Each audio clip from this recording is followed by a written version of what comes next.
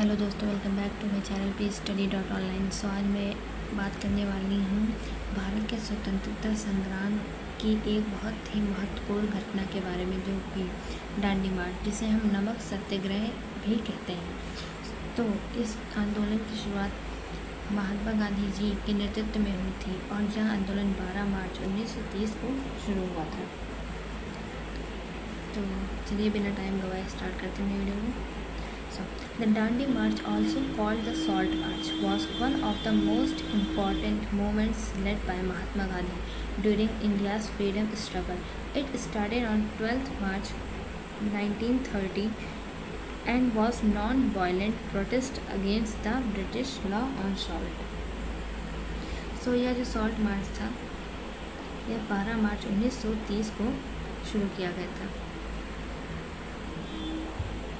British government had control over salt and even poor people had to pay tax on it. Gandhi used this simple issue to unite people.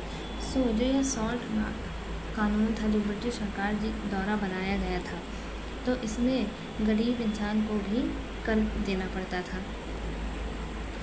What was the salt law? The British had made a law that only they could produce and sell salt. So जो British सरकार ने एक ऐसा कानून बनाया था जिसमें सिर्फ अंग्रेज ही नमक बना सकते थे और बेच सकते थे। Indians were not allowed to make salt on their own. जो भारतीय लोग थे उन्हें नमक बनाने की कोई भी अनुमति नहीं थी। Even for daily use, people had to buy expensive salt and pay tax. लोगों को नमक खरीदने पर भी टैक्स देना पड़ता है, यानी जो चीज़ हर रोज़ ज़रूरी है उसी पर टैक्स लगाया गया था। Why did Gandhi choose salt? Salt was used by rich, poor alike. It was common issue that everyone could understand. Gandhi wanted a protest that would connect with all the Indians. So Gandhi ji ने नमक ही क्यों चुना? गांधी जी बहुत समझदार थे। उन्होंने नमक को इसलिए चुना क्योंकि यह हर गरीब और अमीर के लिए ज़रूरी था। हर व्यक्ति इस समस्या को समझ सकता था। इससे पूरे देश को एक साथ जोड़ा जा सकता था। नमक एक छोटा मुद्दा था, लेकिन इसका असर बहुत बड़ा था। बिगिन ऑफ द मार्च।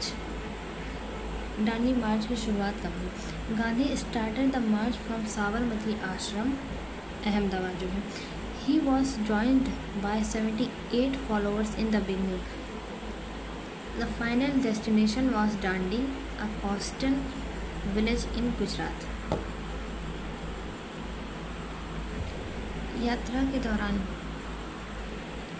दांडी मार्च की शुरुआत हुई। गांधी जी ने यह यात्रा शुरू की थी साबरमती आश्रम से, अहमदाबाद से। उनके साथ शुरुआत में 78 लोग थे। उनका लक्ष्य था दांडी गांव, गुजरात पहुंचना। अगर इसकी हम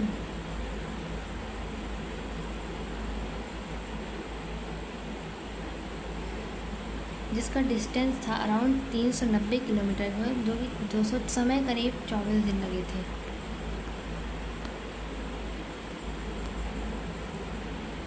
journey of the march. As Gandhi walked and more people joined them.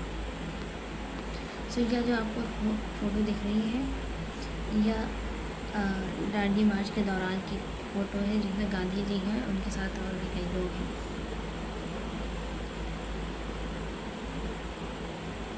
Villagers welcomed him and support movement. The march became mass movement across India. Villagers welcomed him and supported the movement. The march became a mass movement across India. तो जैसे जैसे गांधी जी आगे बढ़ते गए, लोग उनके साथ जुड़ते गए, गाँव में उनका स्वागत हुआ। यह एक जन आंदोलन, मास मूवमेंट बन गया। यह एक सिर्फ यात्रा नहीं थी, बल्कि लोगों को जागरूक करने का एक तरीका भी था। Breaking the salt law. On 6 April 1930, Gandhi reached Dandi and picked up a handful of salt from the seashore. तो 6 अप्रैल 1930 को गांधी जी दांडी पहुंचे। उन्होंने समुद्र किनारे जाकर एक मुट्ठी नमक उठाया और सॉल्ट लॉ को तोड़ दिया। यह एक छोटा सा काम था, लेकिन इसका मतलब बहुत बड़ा था, इसका इम्पैक्ट बहुत ही बड़ा था। Impact of the Dandi March. Thousands of Indians started making their own salt. The movement spread to many parts of the country. People began boycotting British goods. So, इसका दांडी मार्च का लोगों पर प्रभाव क्या पड़ा? इसके बाद तो इस घटना के बाद हज़ारों लोगों ने खुद नमक बनाना शुरू कर दिया। आंदोलन पूरे देश में फैल गया था। यहाँ लोगों ने ब्रिटिश सामान का बहिष्कार कर दिया। उन्होंने वह ब्रिटिश का कोई भी चीज़ नहीं यूज़ करते थे।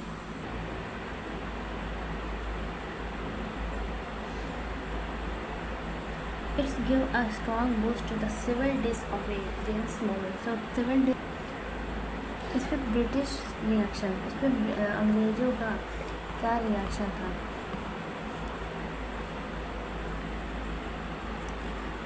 ब्रिटिश सरकार डर गई थी और उन्होंने Gandhi ji The British government tried to stop the movement. Many leaders, including Mahatma Gandhi, were arrested. Thousands of people were put in jail. So, इस पर अंग्रेज़ों की प्रतिक्रिया क्या थी? उनका यह था कि उन्होंने गांधी जी को गिरफ्तार कर लिया था, हज़ारों लोगों को जेल में डाल दिया था। लेकिन सबसे खास बात, despite arrest the movement did not stop. आंदोलन फिर भी नहीं रुका। उन्होंने महात्मा गांधी जी को और उनके साथ कई लोगों को जेल में डाले, लेकिन तब भी मूवमेंट नहीं रुका। International importance. The Dandi March gained worldwide attention. Many foreign newspapers covered the event. It showed the power of non-violence सत्याग्रह। तो इसमें अंतर्राष्ट्रीय महत्व था। इस आंदोलन की खबर दुनिया भर में फैल चुकी थी। विदेशी अखबारों ने इससे कवर किया था, इसके बारे में लिखा था। लोगों ने देखा कि बिना हिंसा के भी आंदोलन हो सकता है। यह अहिंसा सत्याग्रह की ताकत का उदाहरण बन गया था Dandi march. Importance of the Dandi march. It united people across India. It proved that peaceful protest can be powerful. Peaceful protest can be powerful. It weakened British authority. It become a turning point in India's freedom struggle. So Dandi march का जो महत्व था, इसने पूरे भारत को एकजुट कर दिया था, सभी को एक साथ ले आया था। यह स्वतंत्रता संग्राम का एक ऐसा टर्निंग पॉइंट था, एक ऐसा मोड़ था। इसने दिखाया कि शांति से भी बदलाव लाया जा सकता है। Peaceful protest can be powerful. सबसे पहले बात करते हैं इसका कंक्लूजन बात करते हैं। तो दांडी मार्च जो कि 12 मार्च 1930 को से 6 अप्रैल 1930 तक हुआ। दांडी मार्च सिर्फ नमक के लिए नहीं था, बल्कि यह एक स्वतंत्रता, समानता और हिम्मत का प्रतीक था। गांधी जी ने यह साबित कर दिया था कि सत्य और अहिंसा की ताकत किसी भी बड़ी शक्ति से ज़्यादा नहीं होती है। तो अगर आपको यह वीडियो पसंद आई हो तो लाइक करें और ऐसे ही आसान लेक्चर्स के लिए चैनल को सब्सक्राइब करना ना भूलें। Thank you.